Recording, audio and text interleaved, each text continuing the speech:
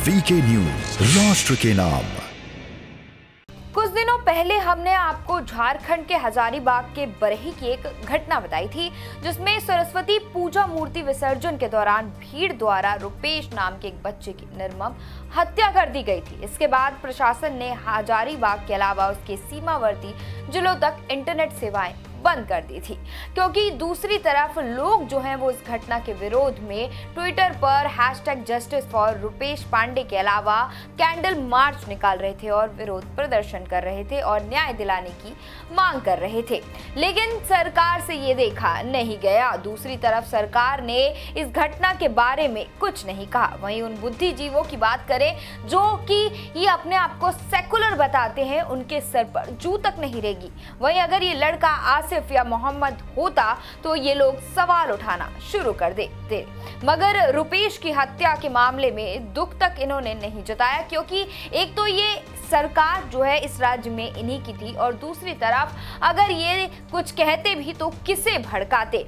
हम इस घटना को ये नहीं कह रहे कि अगर ये लड़का मुस्लिम होता तो ये घटना सही होती। हम इसलिए कह रहे हैं क्योंकि अगर किसी मुस्लिम लड़के की मॉब लिंचिंग होती तो ये लोग सवाल उठाना शुरू कर देते। वहीं अब रुपेश पांडे के घर वालों से मिलने जा रहे भाजपा नेता कपिल मिश्रा को रांची एयरपोर्ट पर पुलिस ने हिरासत में लिया। बताया जा रहा है कि उनके रांची एयरपोर्ट पहुंचने पर कई बीजेपी समर्थकों की भीड़ ने उन्हें घेरा और जिसके बाद रांची पुलिस आई और उन्हें बाहर जाने से रोक दिया गया। एयरपोर्ट पुलिस के रवैये को लेकर कपिल मिश्रा ने सुबह फॉलोअर्स को अपडेट करते हुए उन्होंने ट्विटर पर बताया कि कैसे उन्हें हिरासत में ले लिया है। उनके समर्थक में हेमंत सरकार से सवाल यहां पर किए गए।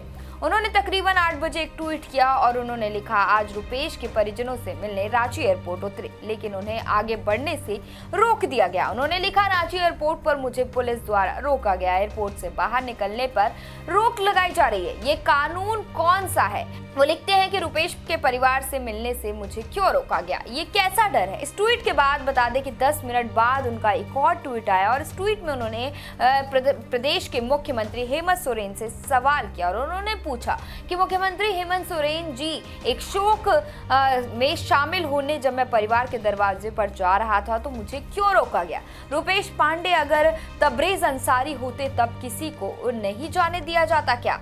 हजारीबाग जाना तो दूर, एयरपोर्ट से निकलने से भी रोकना, ये कैसा भय है? मुझे नहीं, हत्यारों और अपराधियों को रोकिए। बता दें कि कपिल मिश्रा के रांची पहुंचने के बाद उनकी एक वीडियो भी सामने आई जिसमें पुलिस ने उन्हें घेरा हुआ है। उनके साथ साथ चल रही है पुलिस और इसी के साथ ही उन्होंने कुछ देर पहले जानकारी दी थी कि पुलिस उन्हें रोकने के कारण अब वो रुपेश की मां से वीडियो कॉल पर उनकी बात हुई। मां ने हत्यारों को फांसी दिलाने की मांग की है। तो ऐसे में सवाल ये उठता है दोस्तों कि जब यूपी और दूसरे राज्यों में इस तरह की घटना होती है तो ये लोग सरकार पर सवाल उठाते हैं, लेकिन अपने राज्य में इसी तरह की घटना होती है और वो उसी तरह का रवैया अपनाते हैं जिसके खिलाफ वो सवाल उठाते हैं। तो आपका इस खबर में क्या कहना है, हमें कमेंट बॉक्स पर जरूर बताएं। इस वीडियो के साथ ही मैं आपके साथ पूजा मिश्रा। हमारे चैनल को सब्सक्राइब करना भी ना भूलें। धन्यवाद।